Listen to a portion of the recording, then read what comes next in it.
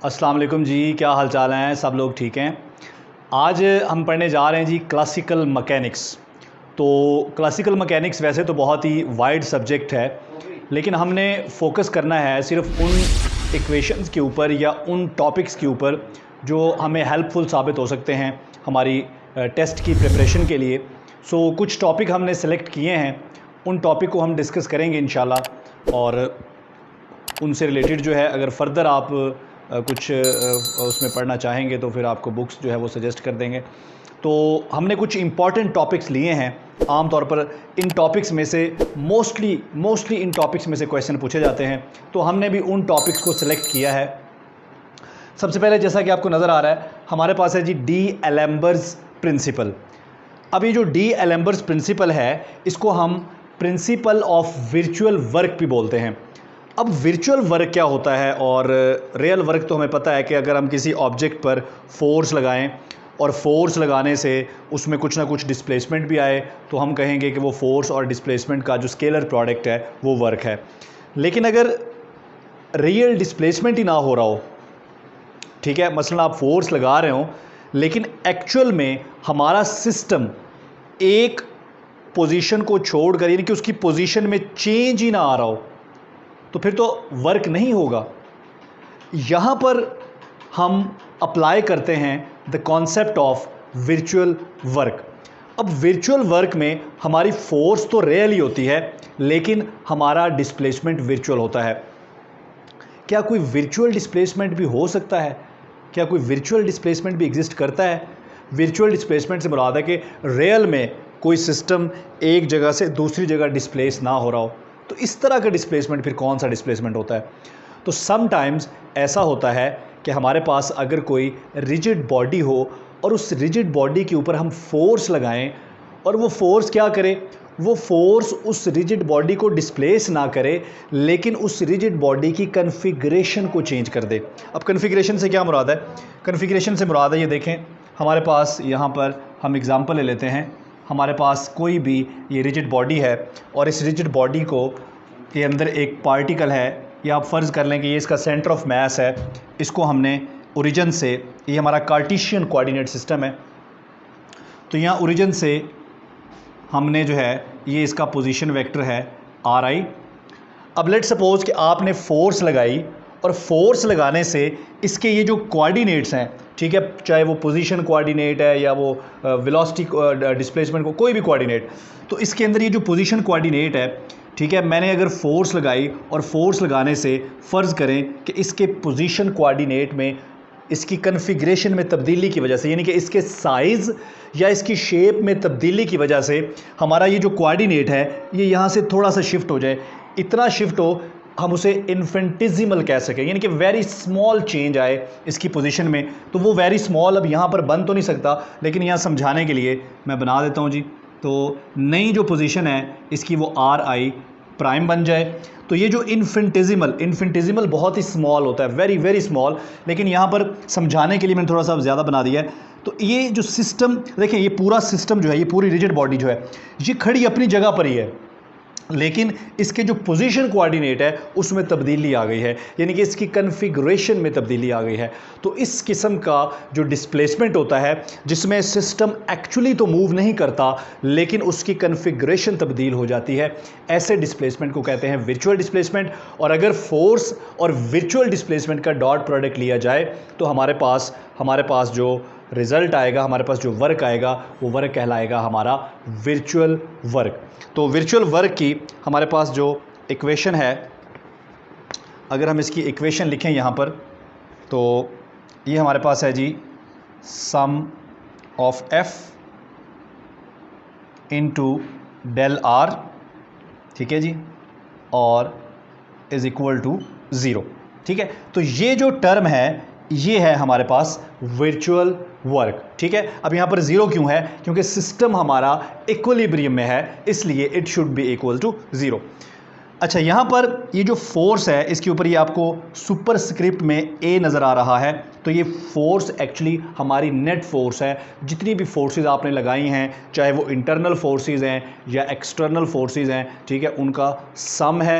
आमतौर पर ये होता है कि सिस्टम के अंदर जो इंटरनल फोर्सेस होती हैं, sum of all the internal forces ये ज़ीरो हो जाती हैं।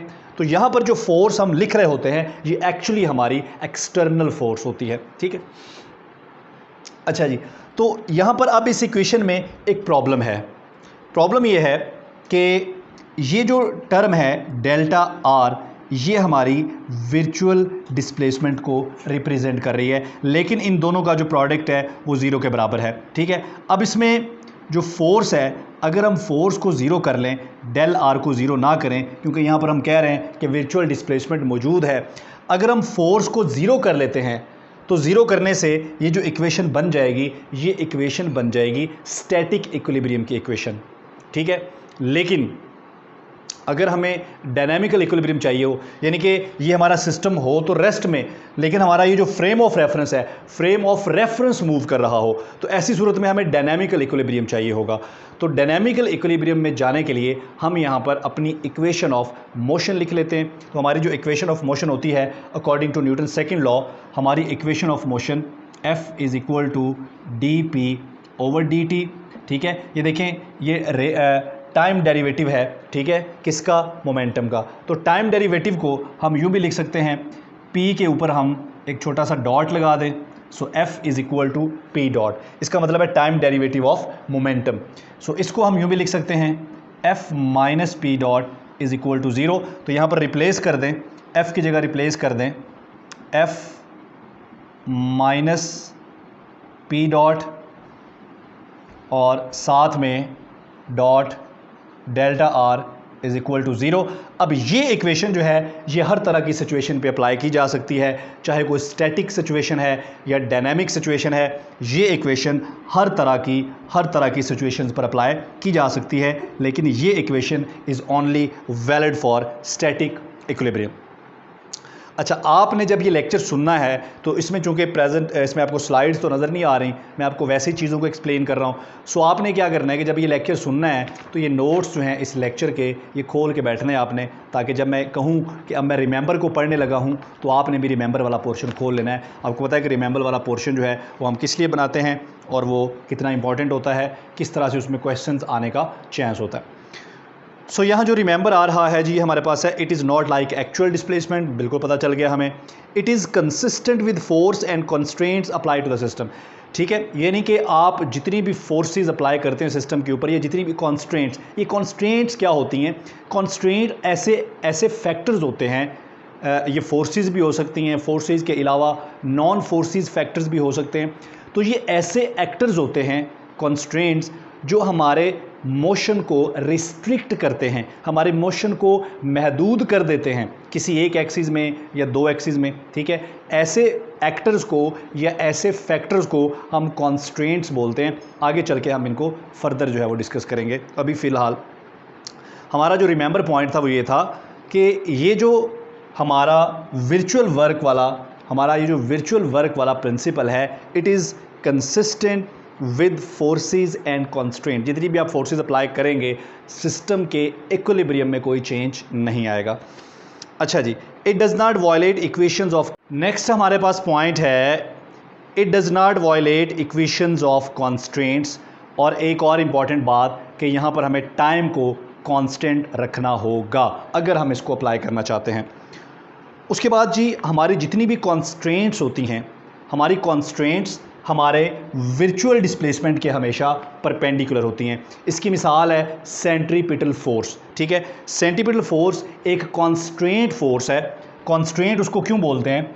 क्योंकि सेंट्रीपिटल फोर्स क्या करती है, ये देखें, एक पार्टिकल है और वो सर्कुलर पाथ में मूव कर रहा है, तो सेंट्रीपिटल फोर्स इस पार्टिकल के मोशन को रिस्ट्रिक्ट कर देती है, महदूद कर देती है, ठीक है।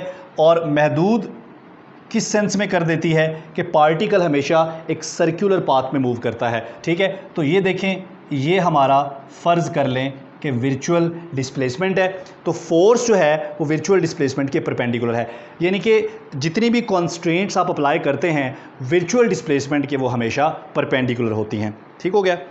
सो ये थे जी हमारे रिमेंबर्स।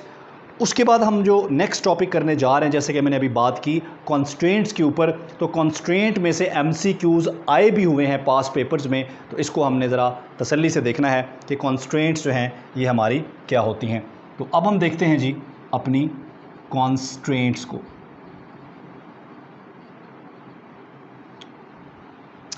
कॉन्स्ट्रेंट्स जो हैं ये बेसिकली हमारे मोशन को रिस्ट्रिक्ट करती हैं। मैंने जैसे कि पहले बात की, ये ऐसे फैक्टर्स हैं जो हमारे मोशन को रिस्ट्रिक्ट करते हैं। यहाँ पर देखें सेंटीमीटर फोर्स, ये भी एक कॉन्स्ट्रेंट है। इसके अलावा फ़र्ज़ कर लें कि मेरे पास एक स्ट्रिंग है, ये एक स्ट्रिंग है मेरे पास, और इस स्ट्रिंग के अंदर मैं कुछ बीड्स डाल देता हूँ। ठीक है जी। तो अब इस स्ट्रिंग ने इन बीड्स को रिस्ट्रिक्ट कर दिया कि ये बीड्स सिर्फ एक ही प्लेन में, यानी कि सिर्फ एक ही एक्सिस में मूव कर सकती हैं। तो यहाँ पर ये बीड, ये जो स्ट्रिंग है ये कॉन्स्ट्रेंट का काम कर रही है। यहाँ पर सेंटीमीटर फोर्स एक कॉन्स्ट्रेंट का काम कर रही है। तो कॉन्स्ट्रेंट दोनों तरह के हो सकते हैं, ये फोर्सेस भी हो सकती हैं और नॉन फोर्सेस एक्टर्स या नॉन फोर्सेस फैक्टर्स भी कॉन्स्ट्रेंट्स हो सकते हैं। मिसाल के तौर पर मेरे पास एक सफ़ियर है, ठीक है, और इस सफ़ियर के ऊपर एक पार्टिकल मूव कर रहा है, इधर को जा रहा है, इधर को जा रहा है, तो ये पार्टिकल इस सफ़ियर के ऊपर ही मूव कर सकता है, कभी भी इसके अंदर नहीं जा सकता। तो ये जो सफ़ियर की सरफेस है ये क्या बन गई, ये बन गई यहाँ पर एक कॉन्स्ट्रेंट, ये बन गई यहाँ पर एक कॉन्स्ट्रेंट। तो कॉन्स्ट्रेंट हमारे पास दो तरह की होती हैं जी, टाइप्स ऑफ कॉन्स्ट्रेंट्स। अपने नोट्स में आप देख सकते हैं जी। पहले हमारे पास हैं होलोनॉमिक और दूसरी हैं नॉन होलोनॉमिक। तो पहले हम बात कर लेते हैं होलोनॉमिक की। होलोनॉमिक, होलोनॉमिक कॉन्स्ट्रेंट्स ऐसी कॉन्स्ट्रेंट्स होती हैं जिनको हम इक्वेशंस की शक्ल में लिख सकते हैं। मसलन ये सेंटीमीटर फोर्स को आप लिख सकते हैं F = mv²/r। अगर कोई पार्टिकल एक सर्कुलर पाथ में मूव कर रहा हो, ठीक है, तो वो सर्कल उसके लिए कॉन्स्ट्रेंट बन जाएगा, तो हम उसको लिख सकते हैं x² + y² = r²। तो ये भी एक कॉन्स्ट्रेंट इक्वेशन है और ये भी एक कॉन्स्ट्रेंट इक्वेशन है। तो इस तरह की जो इक्वेशंस, ऐसी कॉन्स्ट्रेंट्स जिनको इक्वेशन की शक्ल में आप लिख सकें, वो कहलाती हैं होलोनॉमिक कॉन्स्ट्रेंट्स। उसके बाद हमारे पास आ जाती हैं जी नेक्स्ट अच्छा, इसकी भी दो टाइप्स हैं, होलोनॉमिक की भी दो टाइप्स हैं हमारे पास। एक है स्केलोनॉमिक और दूसरी है रियोनॉमिक। ठीक है जी। तो इसकी भी हमारे पास दो टाइप हैं जी, स्केलोनॉमिक एंड रियोनॉमिक। ठीक है। स्केलोनॉमिक हमारी वो कॉन्स्ट्रेंट्स हैं जो टाइम पे डिपेंड नहीं करती। मसलन ये टाइम पे डिपेंड नहीं करती, जिस तरह ये एग्जांपल है कि ये बीड का जो मोशन है ये अलोंग एक्स एक्सिस है, लेकिन ये मोशन जो है वो टाइम पे डिपेंड नहीं कर रहा, यानी कि ये जो कॉन्स्ट्रेंट है ये टाइम पे डिपेंड नहीं कर रही, टाइम गुजरता जाए जैसे भी हो, ये कॉन्स्ट्रेंट हमेशा इनको एक ही एक्सिस में फिक्स रखेगी। ठीक है। तो ऐसी कॉन्स्ट्रेंट्स को हम कहते हैं टाइम इंडिपेंडेंट कॉन्स्ट्रेंट। इसके अलावा हम जब पेंडुलम की एग्जांपल लेते हैं तो पेंडुलम की जो स्ट्रिंग है वो क्या करती है, वो पेंडुलम को मजबूर करती है कि उसका जो पाथ है वो 2 डायमेंशनल रहे, पेंडुलम का मोशन 2 डायमेंशनल रहे। तो वो भी एग्जांपल है हमारे पास स्केलोनॉमिक कंस्ट्रेंट की। ऐसी कॉन्स्ट्रेंट्स जो टाइम पे डिपेंड करती हैं दैट आर रियोनॉमिक कंस्ट्रेंट्स। क्लियर हो गया जी। तो ये दोनों टाइप्स थी हमारी होलोनॉमिक कंस्ट्रेंट की। जबकि दूसरी टाइप जो है कॉन्स्ट्रेंट की, वो हमने कहा कि वो नॉन होलोनॉमिक है। नॉन होलोनॉमिक को हम इक्वेशन की फॉर्म में नहीं लिख सकते, हम इसको इनइक्वालिटी की फॉर्म में लिख सकते हैं। मिसाल के तौर पर r² - a² > 0 या r² - a² > 0। तो इनको हम लिख सकते हैं in the form of inequalities. उसके बाद जी हमारे पास आ गई है जी बहुत बहुत बहुत इंपॉर्टेंट, ये मैं नोट्स रख देता हूँ जी, बड़ी ही इंपॉर्टेंट इक्वेशन आ गई है हमारे पास, लैग्रांजियन इक्वेशन। सो थोड़ी सी हम डिस्कशन करेंगे लैग्रांजियन इक्वेशन के ऊपर, और फिर जो है हम लैग्रांजियन इक्वेशन को जो है वो उसकी जो मैथमेटिकल फॉर्म है उसको डिस्कस करेंगे कि वो हमें क्या बता रही है। सो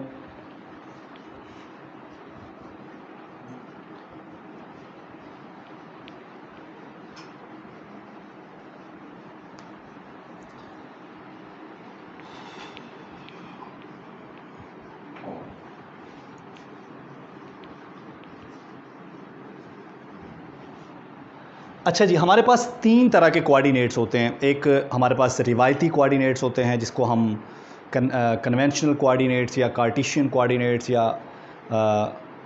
हमारे पास जो स्फेरिकल पोलर कोऑर्डिनेट्स और इस तरह के कोऑर्डिनेट्स। एक हमारे पास होते हैं जनरलाइज्ड कोऑर्डिनेट्स। हमारे जो जनरलाइज्ड कोऑर्डिनेट्स होते हैं ना, they are independent of constraints. और जो हमारे कार्टेशियन कोऑर्डिनेट्स या हमारे जो आर्म कोऑर्डिनेट्स होते हैं, दे डिपेंड अपॉन कॉन्स्ट्रेंट्स। तो हमारे पास टोटल 3 तरह के हमारे पास कोऑर्डिनेट्स होते हैं। एक हमारे पास होते हैं जी कार्टेशियन या कॉमन कोऑर्डिनेट्स, एक हमारे पास होते हैं जी जनरलाइज्ड कोऑर्डिनेट्स, और एक हमारे पास होते हैं जी थर्ड वाले कैनोनिकल कोऑर्डिनेट्स। इन तीनों कोऑर्डिनेट्स को हमने डिस्कस करना है बारी बारी। सबसे पहले हम बात कर लेते हैं कार्टेशियन कोऑर्डिनेट्स की। तो आम कोऑर्डिनेट्स आपको पता ही है। कार्टेशियन कोऑर्डिनेट्स में और जनरलाइज्ड कोऑर्डिनेट्स में क्या फ़र्क है? तो जनरलाइज्ड कोऑर्डिनेट्स जो हैं ये कॉन्स्ट्रेंट्स पे डिपेंड नहीं करते, they are independent of constraints. तो लैग्रांजियन इक्वेशन ऑफ मोशन को डिस्कस करने से पहले मैंने इनकी बात की है हमारे जनरलाइज्ड कोऑर्डिनेट्स की, क्योंकि लैग्रांजियन इक्वेशन ऑफ मोशन को ड्राइव किया जाता है with the help of generalized coordinates. तो लैग्रांजियन इक्वेशन क्या है?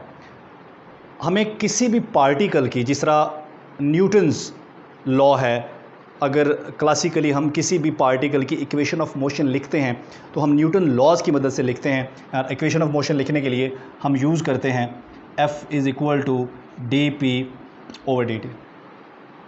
Clear? So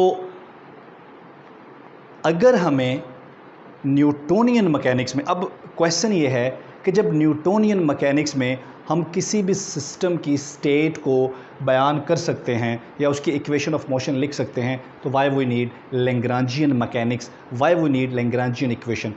so Lagrangian equation is most powerful tool as compare to Newtonian mechanics. Lagrangian equation जो है, ये लैग्रांजियन मैकेनिक्स जो है, इसकी मदद से हम किसी भी सिस्टम की स्टेट, अब उसकी स्टेट से मुराद है कि किसी भी ओरिजिन से उसका डिस्प्लेसमेंट क्या है, उसकी वेलोसिटी, उसकी energy, kinetic energy, potential energy, total energy, यानी कि सिस्टम की कंप्लीट जो स्टेट है, कंप्लीट डायनामिकल स्टेट, उसको डिस्क्राइब किया जा सकता है with the help of Lagrangian equation.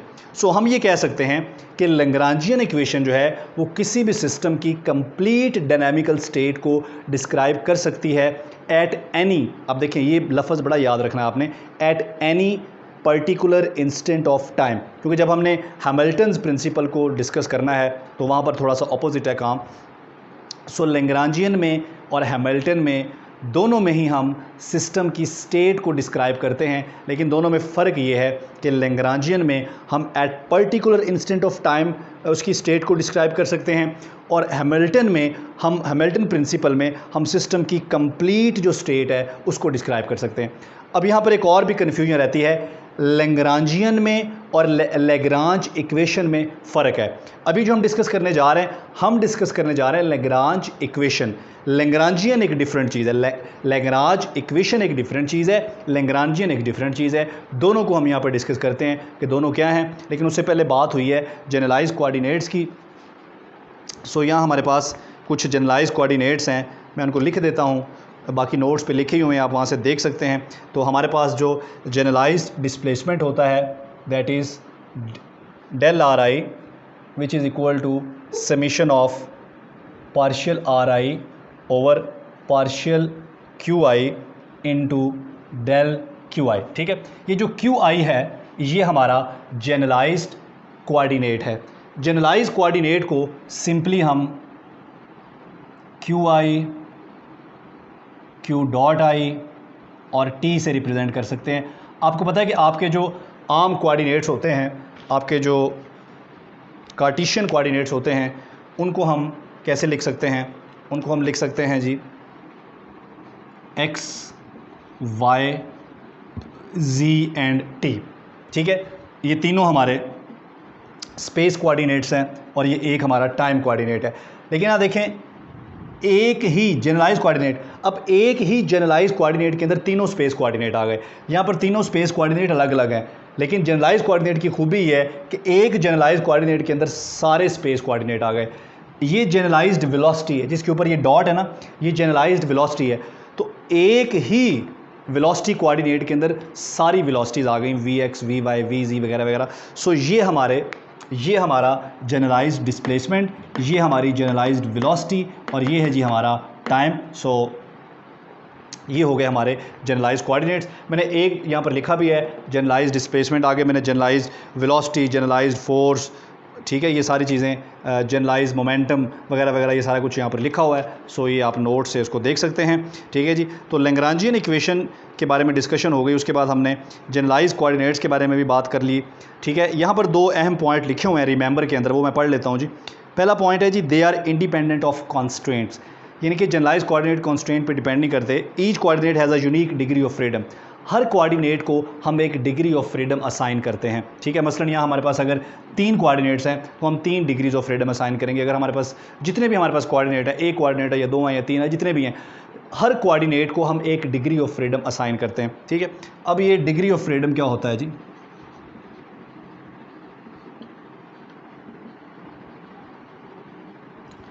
Degree of freedom वो इंडिपेंडेंट वे होता है जिस वे में कोई पार्टिकल मूव कर रहा है या जिस वे में वो एनर्जी पोजेस कर रहा है, ठीक है। मसलन हमारे पास अगर एक पार्टिकल 3 डिफरेंट और इंडिपेंडेंट तरीक़ों से एनर्जी उसके पास है, तो हम कहेंगे कि वो 3 डिग्री ऑफ फ्रीडम है उसके पास एनर्जी के लिए। इस तरह अगर कोई पार्टिकल मूव कर रहा है, ठीक है, तो उस पार्टिकल की जो मोशन है, लेट्स सपोज कि वो 2 एक्सिस में उसकी मोशन है और दोनों एक्सिस एक दूसरे से इंडिपेंडेंट है, तो हम कहेंगे कि पार्टिकल को हमने 2 डिग्रीज ऑफ फ्रीडम जो है उसके पास हैं, यानी कि वो 2 इंडिपेंडेंट वेज में मूव कर रहा है। तो जितने इंडिपेंडेंट वेज में किसी क्वांटिटी के साथ हम डील कर रहे होते हैं, ठीक है, वो हमारे पास उसकी डिग्रीज ऑफ फ्रीडम होती हैं, ठीक है। जिस तरह मैंने एग्जांपल दी कि पार्टिकल की जो वेलोसिटी है वो एक्स एक्सिस में भी है और वाई एक्सिस में भी है। अब एक्स एक्सिस वाली वेलोसिटी वाई एक्सिस से इंडिपेंडेंट है और वाई वाली एक्स से इंडिपेंडेंट है, तो ये दोनों जो है इसकी जो डायरेक्शंस हैं या दोनों डायरेक्शन में इसका जो मोशन है, हम कहेंगे कि इसके पास 2 डिग्रीज ऑफ फ्रीडम है। सो जनरलाइज कोऑर्डिनेट्स जितने भी होते हैं, हर कोऑर्डिनेट के लिए हमारे पास एक डिग्री ऑफ फ्रीडम होता है। तो अब हम आगे बढ़ते हैं जी, हम लिख लेते हैं जी। अब there is difference between Lagrange and Lagrangian equation of motion. तो पहले मैं यहाँ पर लैग्रांजियन इक्वेशन ऑफ मोशन लिख लेता हूँ। तो लैग्रांजियन इक्वेशन ऑफ मोशन जो है हमारे पास, that is d/dt partial L over partial Q dot, ठीक है जी, minus partial L over partial Q is equal to 0। तो ये है जी हमारी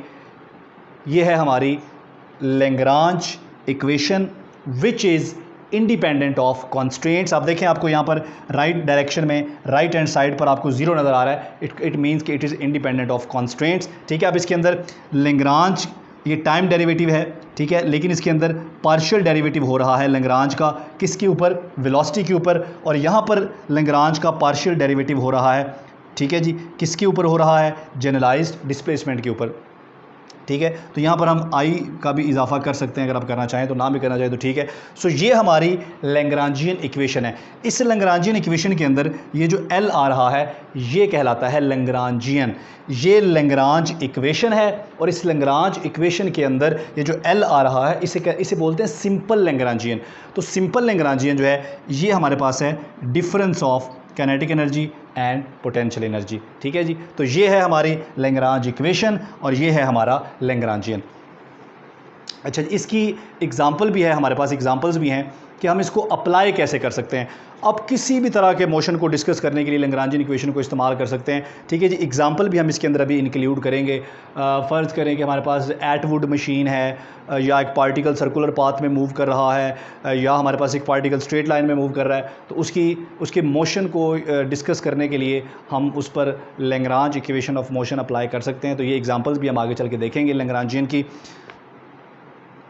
अच्छा जी, तो ये था जी हमारा लैग्रांजियन और लैग्रांज इक्वेशन। मैंने कहा कि इसके बाद हमने इसकी एग्जांपल्स करनी है ताकि ये इक्वेशन हमें फ़र्दर समझ आ जाए, तो इसकी एग्जांपल मैं इसके बाद ऐड करूँगा। उसके बाद जो है हमारे पास है जी अब हम देखेंगे जी हैमिल्टन्स प्रिंसिपल। तो जैसा कि पहले बात हुई थी कि लैग्रांजियन और हैमिल्टन में कोई डिफरेंस नहीं है। लैग्रांजियन की मदद से भी हम सिस्टम की स्टेट को डिस्कस करते हैं और हैमिल्टन की मदद से भी हम सिस्टम की स्टेट को ही डिस्कस करते हैं। लेकिन पूरी की पूरी जो क्लासिकल मैकेनिक्स है उसमें हमारा फोकस दो चीज़ों के ऊपर रहता है, एक हैमिल्टन के ऊपर और एक लैग्रांजियन के ऊपर। सो हैमिल्टन क्या है? हैमिल्टन भी हमारी इक्वेशन ऑफ मोशन ही है, लेकिन मैंने जैसे फ़र्क पहले बताया था कि अगर हमारा पार्टिकल, लेट सपोज़ हमारे पास यहाँ पर कोई पार्टिकल है, ठीक है जी, और वो मूव कर रहा है from point A to point B, ठीक है जी, तो किसी भी पर्टिकुलर इंस्टेंट ऑफ टाइम पे अगर आप इस पार्टिकल की इक्वेशन ऑफ मोशन निकालना चाहते हो तो हम यूज़ कर सकते हैं लैग्रांज इक्वेशन। लेकिन एज अ होल ए से बी तक कंप्लीट अगर स्टेट के बारे में आपको बताना होगा तो आप यूज़ करेंगे हैमिल्टन प्रिंसिपल। अच्छा, हैमिल्टन प्रिंसिपल की बहुत सारे नाम हैं, इसकी बहुत सारी खूबियां हैं, हम बारी बारी डिस्कस करते हैं, लेकिन सबसे पहले हम इसकी मैथमेटिकल फॉर्म लिखते हैं। तो हैमिल्टन प्रिंसिपल जो है ये हमारे पास होता है जी I is equal to LDT which is equal to 0, यानी कि इनिशियल पोजीशन से फाइनल पोजीशन तक। यानी कि हमारा जो लैग्रांज है, हमारा जो लैग्रांजियन है, उस लैग्रांजियन की जो इंटीग्रेशन है वो किसके बराबर है? हैमिल्टन के बराबर है। अब इस इंटीग्रेशन के बहुत सारे नाम हैं। इस इंटीग्रेशन को हम एक्शन इंटीग्रल भी बोलते हैं। अच्छा, ये एक्शन क्या होता है? एक्शन होता है मोशन ऑफ अ पार्टिकल, ठीक है, अलोंग अ फिक्स्ड पाथ, ये कहलाता है एक्शन। अब एक्शन इंटीग्रल से क्या मुराद है? एक्शन इंटीग्रल हमें ये बताता है कि आपका पार्टिकल जब दो पॉइंट्स के दरमियान मूव कर रहा होगा तो उसका एक्चुअल पाथ क्या होगा। तो इसका मतलब है ये जो एक्शन इंटीग्रल है ये हमें पार्टिकल का एक्चुअल पाथ निकालने में भी हेल्प करता है। या दूसरे लफ्ज़ों में आप ये भी कह सकते हो कि एक्शन इंटीग्रल के मुताबिक कोई भी पार्टिकल जब दो पॉइंट्स के दरमियान मूव कर रहा होता है तो दो पॉइंट्स के दरमियान जो शॉर्टेस्ट पाथ होता है, पार्टिकल हमेशा उस पाथ को अडॉप्ट करता है। दो पॉइंट्स के दरमियान जो सारे हमें अवेलेबल पाथ्स हैं, उन सारे पाथ्स में जो सबसे शॉर्ट पाथ है, पार्टिकल हमेशा उस पाथ को ही अडॉप्ट करता है, हमेशा उस पाथ पे ही मूव करता है और वही उसका एक्चुअल पाथ होता है। तो आप ये भी कह सकते हो कि हैमिल्टन प्रिंसिपल की मदद से हम किसी भी पार्टिकल का एक्चुअल पाथ भी कैलकुलेट कर सकते हैं। सो ये एक बड़ा पावरफुल टूल है क्लासिकल मैकेनिक्स के साथ साथ क्वांटम मैकेनिक्स में भी, हैमिल्टन प्रिंसिपल और हैमिल्टोनियन। सो इसकी डेफिनेशन आपको यहाँ नज़र आ रही होगी जी, इसको आप यहाँ से पढ़ सकते हैं, ठीक है। और इसकी जो मैथमेटिकल फॉर्म है ये देखें। अब यहाँ पर जो रिमेंबर वाले पॉइंट्स है बड़े इंपॉर्टेंट, ज़रा इसको डिस्कस कर लेते हैं। To study the state of system, ये तो हो गया जी। It is also known as action integral. It describe the state, ये भी हो गया जी। It is integral of Lagrangian equation, ये भी हो गया। It state that particle always choose the path along which the distance is shortest, ये भी मैंने बात कर दी। It also help to determine the actual path of particles motion, ये भी हो गया जी। Action of a system is variable which describe the state of the system, ठीक है। जिस तरह पहले हमने बात की कि एक्शन जो होता है, ये एक्शन जो है ये पार्टिकल की स्टेट को डिस्क्राइब करता है किसी भी पाथ के अलॉन्ग, ठीक है जी। It is also known as principle of least action, यानी कि हमारा जो हैमिल्टन प्रिंसिपल है, हैमिल्टन प्रिंसिपल को प्रिंसिपल ऑफ लीस्ट एक्शन भी कहा जाता है। लेकिन एक चीज़ जो हमने यहाँ पर बयान करनी है कि हैमिल्टन प्रिंसिपल अप्लाई करने के लिए हमारे सिस्टम का मोनोजेनिक होना ज़रूरी है। अब ये मोनोजेनिक क्या बला है जी?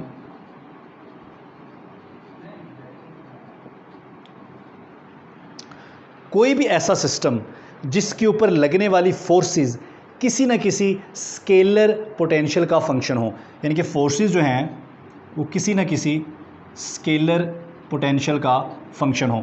अब यूँ भी स्केलर पोटेंशियल कोई भी हो सकता है, लाइक ग्रेविटेशनल पोटेंशियल भी हो सकता है, इलेक्ट्रिक पोटेंशियल, कोई भी scalar potential.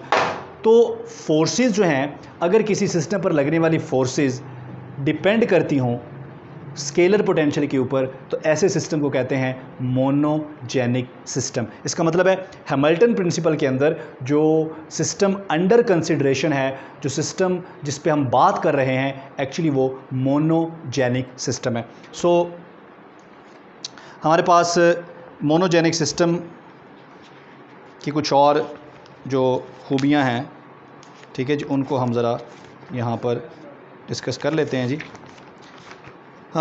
Scalar potential only depends upon coordinates, ठीक है। हमारा जो स्केलर पोटेंशियल यहाँ पे आ रहा है ये सिर्फ कोऑर्डिनेट्स के ऊपर डिपेंड करता है, हमारे पोजीशन कोऑर्डिनेट्स के ऊपर, हमारे जो स्पेशल कोऑर्डिनेट्स हैं।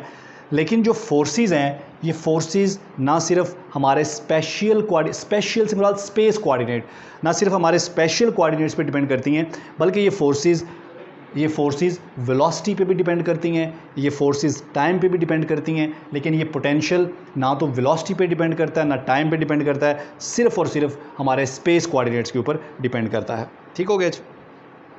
अच्छा, एक और हमारा डिफरेंस है, हमारा जो लैग्रांजियन फंक्शन है, ठीक है जी। लैग्रांज हमने कहा था कि लैग्रांज जो होता है हमारा, लैग्रांज बराबर होता है t माइनस वी के, और हैमिल्टोनियन जो होता है ये बराबर होता है t प्लस वी के। हैमिल्टोनियन जो है वो एनर्जी का सम है और लैग्रांजियन जो है ये एनर्जी का डिफरेंस है। अब देखिए तीन मुख्तलिफ वर्ड्स हैं, हैमिल्टन प्रिंसिपल, ये हैमिल्टोनियन, ये, और हैमिल्टन इक्वेशंस, ये हमने आगे चल के ड्राइव करनी है, ये एक अलग चीज़ है। सो यहाँ पर मैं लिख देता हूँ जी, तीन हैमिल्टन प्रिंसिपल,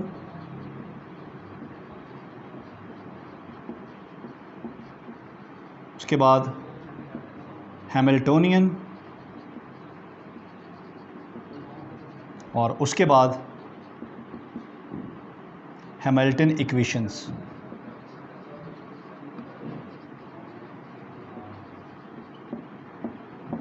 ये तीन डिफरेंट हमारे पास जो हैं टर्म्स आ रही हैं। हैमिल्टन प्रिंसिपल, इस प्रिंसिपल को बोलते हैं, इसको यूँ भी लिखा जा सकता है, variation in action integral is equal to L variation in L d t, इनका integral should be equal to 0। और उसके बाद हैमिल्टोनियन, हैमिल्टोनियन ये है हमारा h is equal to T plus V. और हैमिल्टन इक्वेशंस क्या हैं ये हम आगे चल के डिस्कस करने वाले हैं। एक और जो डिफरेंस है, हमारा जो लैग्रांजियन फंक्शन होता है, ठीक है,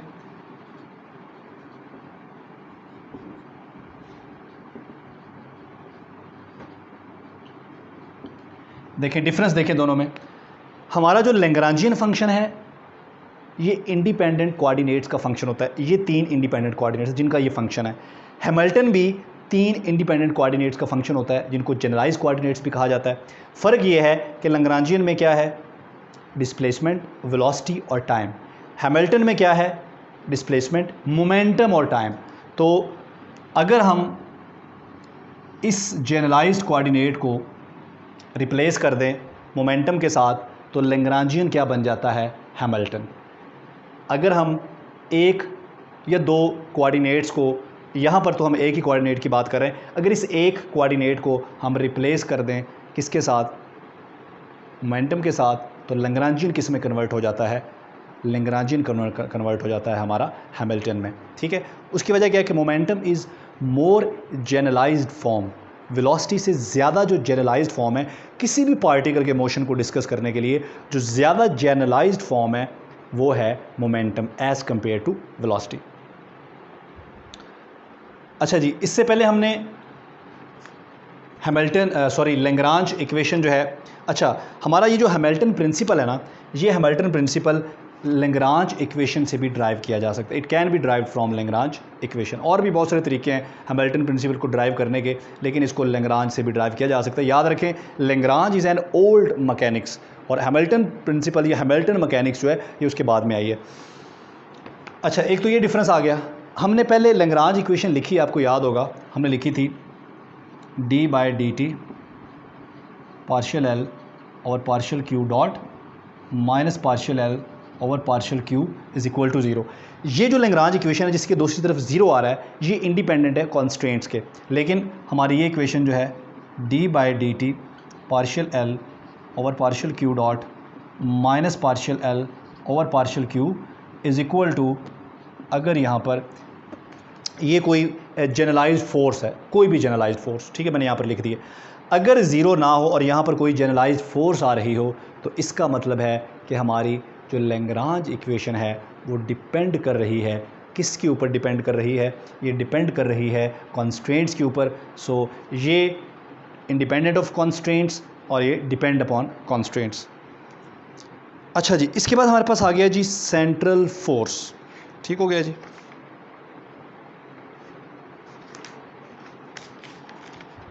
तो अभी हम बात कर लेते हैं जी सेंट्रल फोर्स की।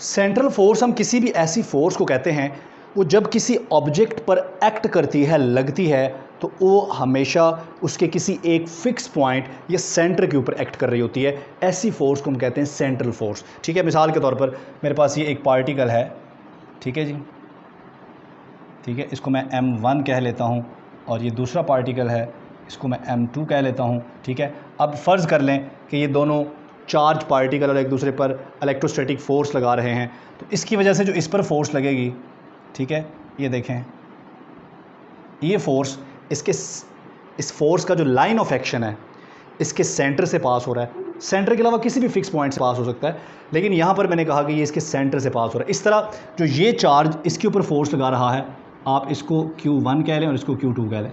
ठीक है, ये चार्ज जो इस पर फोर्स लगा रहा है वो उस फोर्स का लाइन ऑफ एक्शन जो है वो इसके सेंटर से पास हो रहा है। तो ये फोर्स कहलाती है सेंट्रल फोर्स, जिसका लाइन ऑफ एक्शन किसी भी ऑब्जेक्ट के सेंट्रल पॉइंट से पास होता है या किसी फिक्स पॉइंट से पास होता है। अब सेंट्रल फोर्स की जो डायरेक्शन है वो उस फिक्स पॉइंट की तरफ भी हो सकती है और उस फिक्स पॉइंट से अवे भी हो सकती है। दोनों सूरतों में ये सेंट्रल फोर्स ही रहेगी। बस कंडीशन ये है कि इसका लाइन ऑफ एक्शन ऑब्जेक्ट के किसी भी फिक्स पॉइंट से या आमतौर पर सेंटर से पास होना चाहिए। सेंट्रल फोर्स के हमारे पास और भी एग्जांपल है, इलेक्ट्रोस्टैटिक फोर्स है हमारे पास, इसके अलावा ग्रेविटेशनल फोर्स है। ठीक है, ये दोनों हमारे पास सेंट्रल फोर्सेज हैं। अच्छा जी, इसके बाद हमारे पास है central force always act on a center, और central force can be written as. Central force को लिखा जा सकता है, कैसे लिखा जा सकता है? इसको हम लिख सकते हैं जी F r is equal to F r into R। ठीक है, सेंट्रल फोर्स ये उसका मैग्नीट्यूड हो गया सेंट्रल फोर्स का, और ये सेंट्रल फोर्स की डायरेक्शन हो गई। एनी रोटेशन, अच्छा सेंट्रल फोर्स की अब खूबियाँ देखें, इसकी जो करैक्टरिस्टिक्स हैं वो देखें। अगर सेंट्रल फोर्स की वजह से कोई रोटेशन हो रही है तो उस रोटेशन में हमारा जो एंगुलर मोमेंटम है वो कंजर्व रहेगा। Any rotation under central force leads to conservation of angular momentum and plane of rotation. और दूसरी बात, अगर हमारी सेंट्रल फोर्स कोई रोटेशन पैदा कर रही है तो जो प्लेन ऑफ रोटेशन होगा, जिस प्लेन के अंदर रोटेशन हो रही है, वो प्लेन भी हमेशा फिक्स रहता है। इसके बाद हमारे पास है जी two body central force problem into one body problem. हमारे पास two body central force problem planetary motion में सबसे पहले केपलर ने उनको डिस्कस किया। जिस तरह हमारे पास सन जो है वो एक फोकस पे होता है, ठीक है, और सन के इर्द गिर्द हमारे पास डिफरेंट प्लैनेट्स होते हैं, लाइक अर्थ है, वो सन के गिर्द जो है वो ऑर्बिट कर रही है। तो इस तरह के जो प्रॉब्लम होते हैं उन्हें कहते हैं two body central force problem, क्योंकि इनके दरमियान ग्रेविटेशनल फोर्स है। ऐसे प्रॉब्लम्स को कहते हैं two body central force problem. लेकिन इन प्रॉब्लम्स को डिस्कस करना और इन प्रॉब्लम्स में ऑब्जेक्ट्स के मोशन को डिस्कस करना थोड़ा कम्प्लेक्स होता है। सो क्या ही आसान हो कि अगर हम इस two body central force problem को वन बॉडी में कन्वर्ट कर लें, और सबसे पहले केपलर ने ऐसा किया। So two body central force को वन बॉडी सेंट्रल फोर्स में कन्वर्ट करना बहुत ही आसान है। आपके पास एक टूल है जिसको आप पहले ही जिस पे बात कर चुके हो, और वो है लैग्रांज इक्वेशन। जी हाँ, लैग्रांज इक्वेशन इतनी पावरफुल इक्वेशन है कि ये आपकी two body central force problem को वन बॉडी में कन्वर्ट कर देगी, जिसकी वजह से उसके साथ डील करना बहुत ही आसान हो जाएगा जी। उसके बाद हमारे पास आ गई हैं जी लेजेंडर्स ट्रांसफॉर्मेशंस। यस, हमने कहा था यहाँ पर कि हमारे पास जो लैग्रांजियन होता है,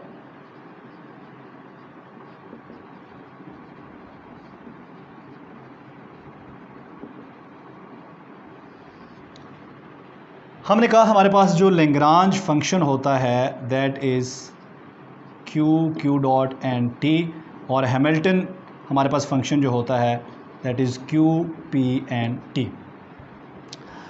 अब लेजेंडर ट्रांसफॉर्मेशन एक ऐसी ट्रांसफॉर्मेशन है जिसमें हम कोऑर्डिनेट्स को ट्रांसफॉर्म कर देते हैं, लेकिन ऑब्जेक्ट की जो स्टेट होती है उस पर कोई फ़र्क नहीं पड़ता। तो ऐसी ट्रांसफॉर्मेशन को हम कहते हैं लेजेंडर ट्रांसफॉर्मेशन।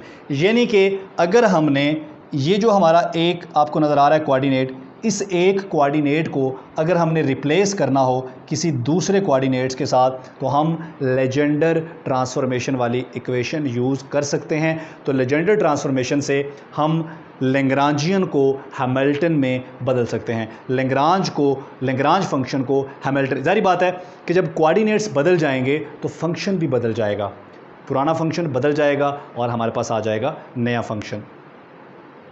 सो ये है हमारी लेजेंडर ट्रांसफॉर्मेशन। अभी हम लेजेंडर ट्रांसफॉर्मेशन की इक्वेशन लिखते हैं और इसको फर्दर हम समझने की कोशिश करते हैं। इसकी जो इक्वेशन है हमारे पास लेजेंडर ट्रांसफॉर्मेशन की, that is G is equal to F minus U और X। अब ज़रा इसको समझ लेते हैं, इसमें जो वेरिएबल्स आ रहे हैं वो हमें क्या बता रहे हैं। ये G हमारा न्यू फंक्शन है, यानी कि आप इस एग्जांपल में आप G को क्या कह सकते हैं कि ये हैमिल्टन है। F हमारा ओल्ड फंक्शन है, आप लैग्रांज को कह सकते हैं ओल्ड फंक्शन। U हमारा नया कोऑर्डिनेट है और X हमारा पुराना कोऑर्डिनेट है जिसको रिप्लेस किया गया। ठीक है, तो ये है जी हमारी लेजेंडर ट्रांसफॉर्मेशन की इक्वेशन।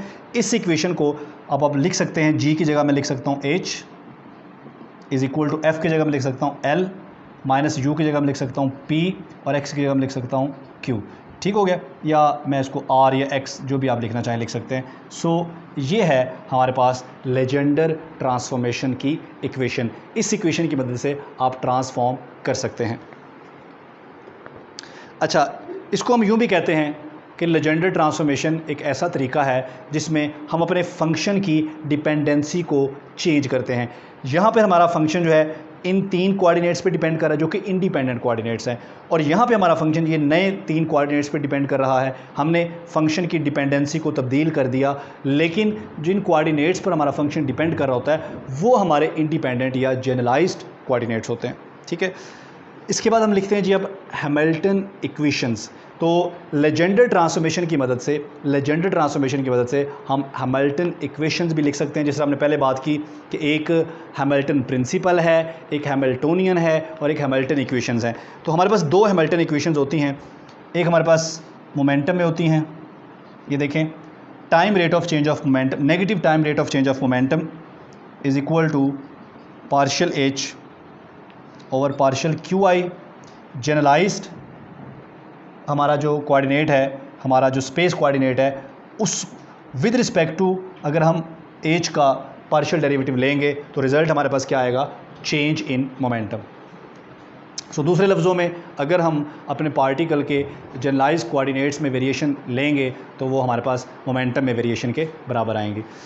इसी तरह से जो दूसरी हैमिल्टन इक्वेशन है, that is Q dot I is equal to partial H over partial PI। तो ये 2 हमारी हैमिल्टन इक्वेशंस हैं जिसमें ये time rate of change of momentum है, मोमेंटम और जनरलाइज्ड डिस्प्लेसमेंट और मोमेंटम, इनमें जो वेरिएशन है, इन वेरिएशंस को हमने आपस में कनेक्ट करते हैं। और कनेक्ट किससे करते हैं, with the help of Hamilton's equations. उसके बाद हैमिल्टन इक्वेशन को हम लिख सकते हैं कार्टेशियन कोऑर्डिनेट में हमारे पास हैमिल्टोनियन जो है कार्टेशियन कोऑर्डिनेट में हमारे पास होता है जी kinetic energy plus potential energy. तो काइनेटिक एनर्जी जो है आपको बताइए P² ओवर 2m के बराबर होती है और पोटेंशियल एनर्जी V के बराबर होती है। तो ये है हमारा हैमिल्टोनियन इन कार्टेशियन कोऑर्डिनेट। इस तरह हैमिल्टोनियन को आप लिख सकते हैं सिलेंड्रिकल पोलर कोऑर्डिनेट्स में। ठीक है जी, और इसी तरह से आप इसको साइक्लिक कोऑर्डिनेट्स के अंदर भी लिख सकते, नहीं सॉरी,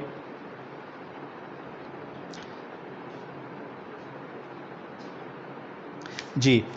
तो इसके बाद हमारे पास आ गए हैं जी साइक्लिक कोऑर्डिनेट्स। नया टॉपिक शुरू हो गया जी, साइक्लिक कोऑर्डिनेट्स। साइक्लिक कोऑर्डिनेट्स हम ऐसे कोऑर्डिनेट्स को बोलते हैं जिनको रिप्लेस किया जा सकता हो, जो इंडिपेंडेंट ऑफ टाइम हो या जिनको इग्नोर किया जा सकता हो, that are known as cyclic coordinates. A coordinate that do not appear explicitly in the Lagrangian of the system is known as cyclic coordinate. मिसाल के तौर पर मैं यहाँ पर लैग्रांज इक्वेशन लिखता हूँ, d/dt पार्शियल L और partial Q dot into minus partial L और partial Q is equal to 0। अगर मैं इस टर्म को यहाँ से रिप्लेस कर दूँ, इसको इग्नोर कर दूँ, अगर मैं इसको ज़ीरो कर सकता हूँ तो ये क्या बन जाएगी हमारी, ये बन जाएगी साइक्लिक टर्म। सो ऐसी टर्म्स या ऐसे कोऑर्डिनेट्स जिनको इग्नोर किया जा सकता हो लैग्रांज डिस्कस करते हुए, तो उन्हें कहते हैं साइक्लिक कोऑर्डिनेट्स। उसके बाद एक छोटा सा कंपैरिजन है हमारे पास हैमिल्टोनियन में और लैग्रांजियन में। ये आप यहाँ से पढ़ सकते हैं जी। सबसे पहले हमारे पास आ रहा है the result of Lagrangian and Hamiltonian must be same. दोनों ही सिस्टम की स्टेट को डिस्कस कर रहे हैं। In Lagrangian the motion is achieved by application of force, जबकि in Hamilton motion result from attempt of nature to achieve certain purpose. यानी कि हैमिल्टन में जो मोशन है वो नेचर के किसी ख़ास मकसद की वजह से अचीव होता है। यानी कि फ़र्ज़ करें कि नेचर किसी सिस्टम को इक्विलिब्रियम में लाने की कोशिश कर रही होती है और उसकी वजह से मोशन प्रोड्यूस हो जाता है। Lagrangian mechanics is developed before Hamiltonian और Lagrangian mechanics is used to study initial development of quantum mechanics. ठीक है जी। सो यहाँ पर लैग्रांजियन नहीं है, इसको आप करेक्ट कर लीजिएगा। ये है हैमिल्टोनियन मैकेनिक्स जो है इसको हमने स्टडी किया, बल्कि हम इसको यूज़ करते हैं क्वांटम मैकेनिक्स में भी सिस्टम की जो टोटल एनर्जी है या सिस्टम की जो स्टेट है उसको डिस्कस करने के लिए। तो इसके बाद जो हमारा नेक्स्ट टॉपिक है वो है जी हमारे कैनोनिकल ट्रांसफॉर्मेशंस।